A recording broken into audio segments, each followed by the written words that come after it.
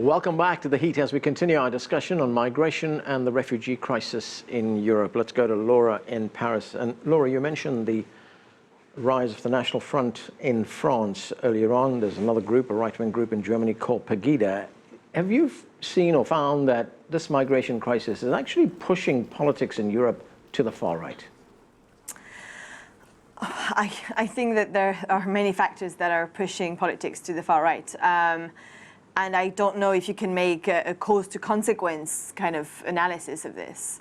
What is for sure is that we need politicians to have to distinguish their speech from the ones of the far right. And actually what happens is that because politicians have the feeling that the public is hostile to migration, they tend to turn to far-right ideas instead of advocating for progressive ones and for welcoming the people who are here, because I completely agree with what the last person speaking said, which is that actually European countries, northern countries in general, have a responsibility in the situation now. And one of their responsibility too is to make sure that the people arriving have, good and decent living conditions. And it is completely true that they actually contribute more to social security in Europe and in France than they get from social security. So you have the arguments, we have the arguments, we know immigration is not a danger in itself.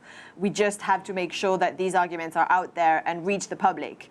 Because as long as we will, try and run after the arguments of the far right and of the far right regarding immigration, we will lose the cultural battle, we will lose the debate. So we have to win the debate, but for this we have to believe in our ideas.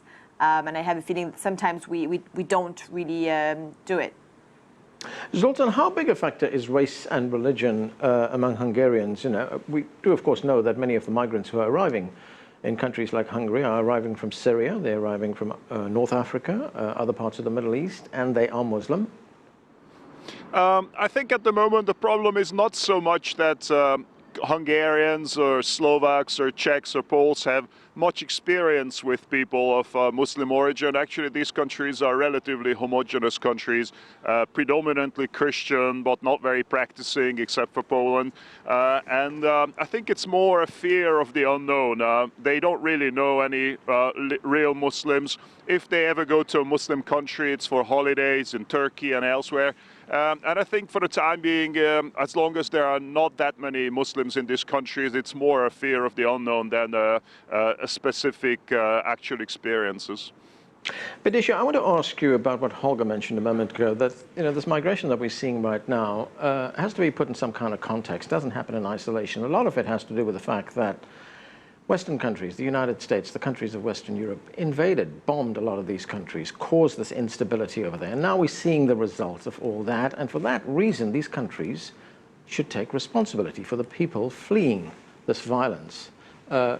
People don't just get up one morning and say that they're going to cross borders at great risk with their wives and children, etc. You're absolutely right. And the thing I always say when I'm arguing against people on this issue is to think rationally about this. Nobody packs a bag and risks dying in the sea unless they're completely and utterly desperate. Because nobody does that. That's not a rational thing to do. We have to remember 86% of all refugees have actually been displaced to developing countries. So the idea that some kind of majority of refugees is arriving on the shores of the EU, battering the doors down, trying to get in is not true. The majority of all normal human people don't want to leave home, don't want to go very far from home, because they know what's going to happen.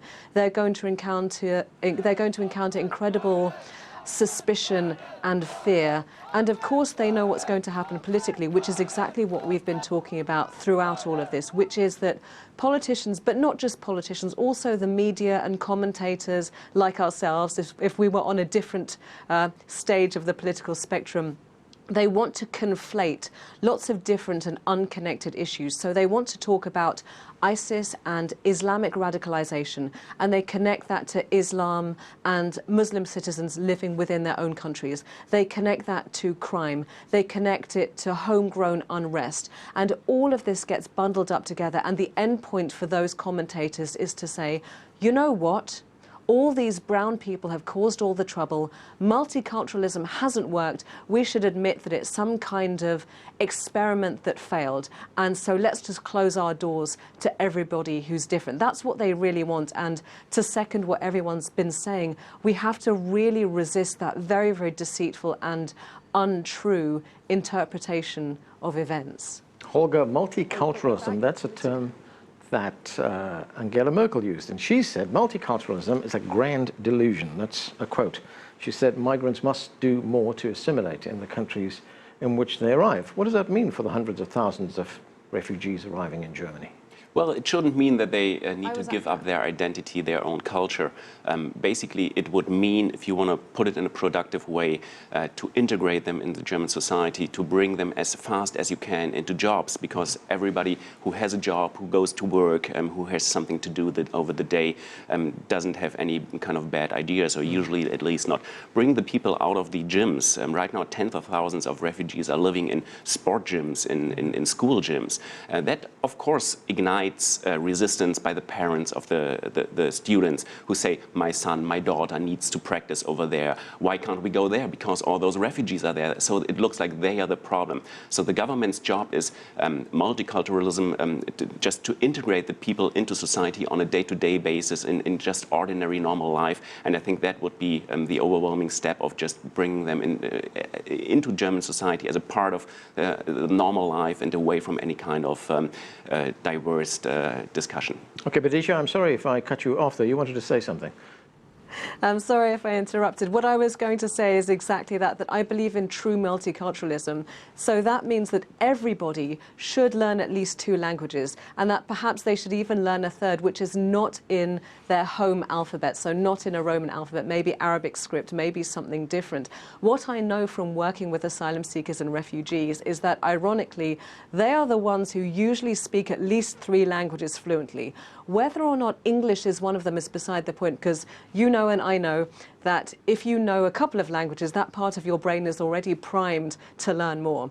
And then what I see from people who've never left their beautiful, cozy, picturesque village in England is that they don't know any language apart from English, and they think, well, it doesn't matter, I can go anywhere, and if I go somewhere else, well, I'm not a refugee or an immigrant, I'm an expat or an émigré. So there's a real cultural difference in the way people are treated depending on who they are, politically and culturally. On the issue of the political roots of these conflicts, yes, there's a lot of weight to the argument that you put forward, which is the instability that we're seeing across not just the Middle East, North Africa region or Central Asia, but also across Southern Africa, is the result of 100 years of Western European colonial meddling, the instigation of unstable and illegitimate governments, the drawing of unnatural borders that weren't there before. In fact, one of the refugees I spoke to, he was very quiet, and then suddenly he flared up and he said, do you remember, my grandfather was a trader.